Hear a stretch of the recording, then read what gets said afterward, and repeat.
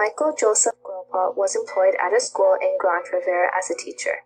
From 2010 to 2011, he began to engage in an inappropriate personal relationship with a student less than 16 years of age. The correspondence was sexual and romantic in nature and took place over MSN, text messages, and Facebook.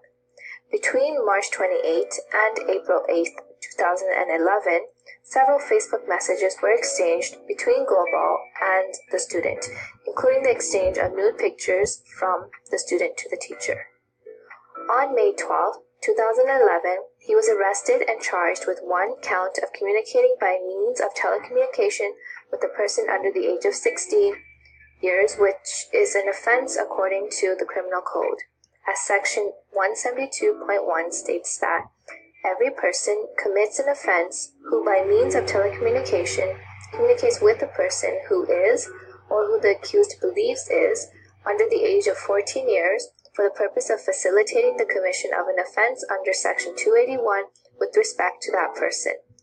Although the student's exact age was withheld, because of these charges being in question, we can assume that the girl was under the age of 14 years.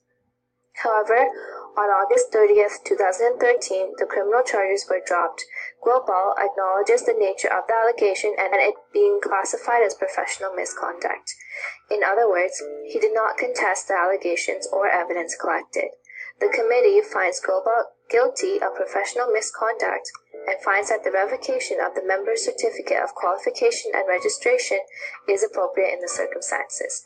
The committee finds that by exchanging sexual and romantic communications, he had abused the trust and authority of his role as a teacher. Therefore, he has lost the privilege of holding a certificate of qualification and registration. A similar case took place with David Andrew Wren, who was employed by Grand Erie District School Board.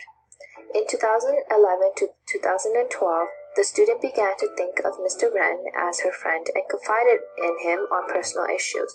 During the first semester of the 2012 to 2013 school year, he had asked one of the student's friends for her number, and the number was provided. The student and Mr. Wren began texting.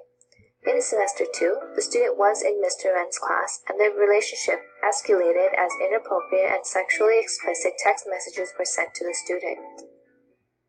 On several occasions, the student had received favors both inside and outside of school, such as being marked present when she was actually absent from class, and Mr. Wren providing her with alcohol and cigarettes. Up until this point, the two cases are quite similar, with the exception of Mr. Wren buying alcohol and cigarettes. The student did express that she wanted the teacher's inappropriate interactions and behavior towards her to stop, but she did not know how to end the situation without adverse consequences to her or Mr. Wren. However, this case goes a little further as there is a second student involved. But unlike the first student, the interaction with this student was more threatening as opposed to sexual, as he tried to prevent her from exposing his relationship with her friend. The facts of this case state that he did purchase alcohol and cigarettes for the student, but had never consumed alcohol or cigarettes with the students. In the previous case, it is unclear as to how the allegations were made, but in this case, the second student had disclosed the information to her employer, who then contacted the school and her parents. In the 2013-14 school year, the decision made at the court was for the Register of Ontario College of Teachers to immediately revoke the Certificate of Qualification and Registration of the member, just like they had with the Guilbault case. According to the Ontario College of Teachers Act, also known as the OCT Act, Guilbault and Wren were found guilty of professional misconduct for the following reasons. They failed to remain the standards of the profession. They abused a student psychologically or emotionally. They abused a student sexually.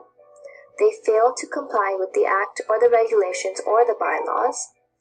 And they engaged in an act or a mission that, having full regard to the circumstances, would reasonably be regarded by members as disgraceful, dishonorable, or unprofessional. In addition, Mr. Wren was also found guilty of abusing a student verbally. Both Mr. Guilbault and Mr. Wren had abused their position as teachers as they engaged in an inappropriate relationship with the student. The students in both cases were sexually abused as they involved the exchange of messages that were sexual in nature, despite the fact that the teacher and the student did not engage in physically sexual acts. Although there were instances where the students had reciprocated sexual or romantic desires by responding in such a way to the teacher, emotional and psychological abuse of the student is evident. It was up to the teacher to be a role model and abide by the OCT Act regulations. However, both Mr. Guilbault and Mr. Wren had failed to do so. In addition, Mr. Wren had abused a second student by using threatening language to ensure his actions and messages with the first student would not be exposed. According to the Education Act, it is the duty of a teacher, including temporary teachers, to coordinate matters and cooperate with each other in respect to those matters, the matters referring to maintaining a healthy physical, emotional, and social learning environment. Most teachers failed to adhere to these standards as their actions compromised the learning environment but also interfered with their emotions. In Mr. Guilbault's case, he suggests that he loves the student and encourages her to share pictures of herself. In Mr. Wren's case, he supported the student by purchasing alcohol and cigarettes. Both teachers encouraged behaviors from the students that should have been prevented. As teachers, they should have been a role model and discouraged the destructive behavior by teaching morality and self-respect, but instead the teachers encouraged the behavior by becoming a part of it. Looking at the Canadian Charter of Rights and Freedom, under the life, liberty, and security of person, it states that everyone has the right to life, liberty, and security of the person, and the right not to be deprived thereof except in accordance with the principles of fundamental justice. Specifically looking at the Wren case, student 2 did not feel a sense of security as she was verbally abused by the teacher for his own benefit.